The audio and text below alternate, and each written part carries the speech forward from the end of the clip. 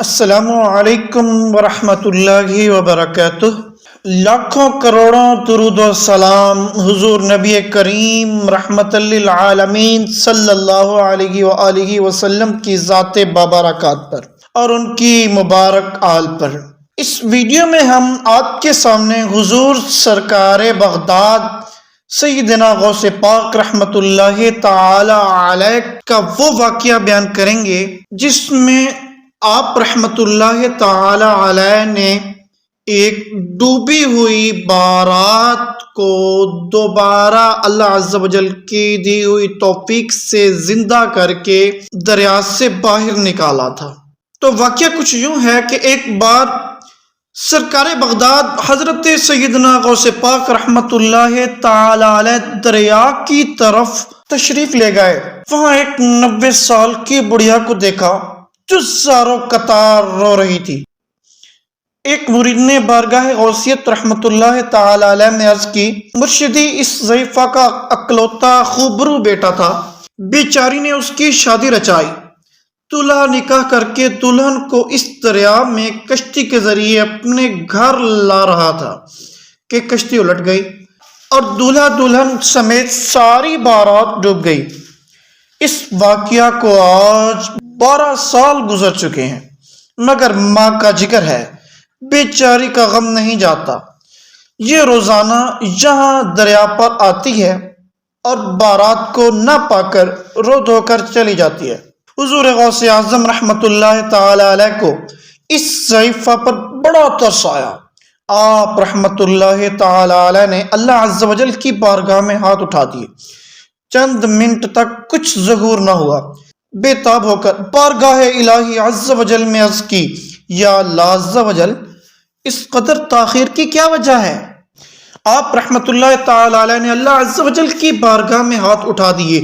چند منٹ تک کچھ ظہور نہ ہوا، بے تاب ہو کر بارگاہ الہی عز و جل میں عرض کی، یا اللہ عز و جل، اس قدر تاخیر کی کیا وجہ ہے؟ ارشاد ہوا، اے میرے پیارے، یہ تاخیر خلاف تقدیر نہیں ہے، ہم چاہتے تو ایک حکم کن سے تمام زمین و آسمان پیدا کر دیتے، مگر بتقاضا حکمت 6 دن میں پیدا کیے۔ بارات کو ڈوبے ہوئے 12 سال ہو چکے ہیں، اب نہ وہ کشتی باقی رہی ہے نہ ہی اس کی کوئی سواری۔ تمام انسانوں کا گوشت وغیرہ بھی دریائی جانور کھا چکے ہیں۔ ریزہ ریزہ کو اجزائے جسم میں اکٹھا کروا کر دوبارہ زندگی کے مرحلے میں داخل کر دیا ہے۔ اب ان کی آمد کا وقت ہے۔ ابھی یہ کلام اختتام کو نہ پہنچا تھا کہ یکایک وہ کشتی اپنے تمام تر ساز و سامان کے ساتھ بما دولہا دلہن اور باراتی سطح آب پر نمودار ہو گئی۔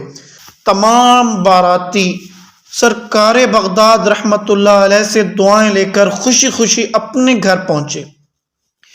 اس کرامت کو سن کر بے شمار کفار نے آ کر سیدنا غوث اعظم رحمت اللہ علیہ کے دست حق پر اسلام قبول کیا۔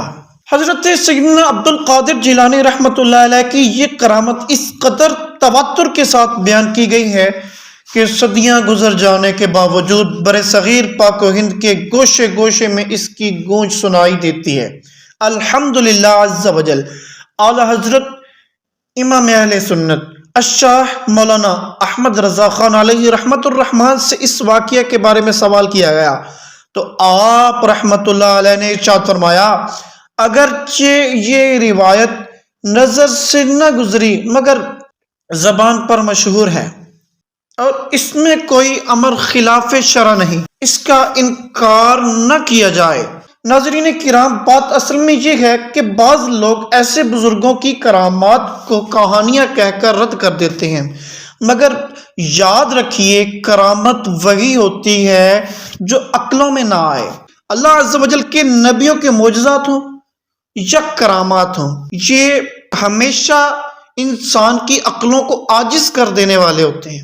اسی وجہ سے اولیاء کرام کی کرامات کو اور انبیاء کرام کے معجزات کا انکار نہیں کیا جا سکتا۔ اللہ عز و جل ہمیں سمجھنے کی توفیق عطا فرمائے۔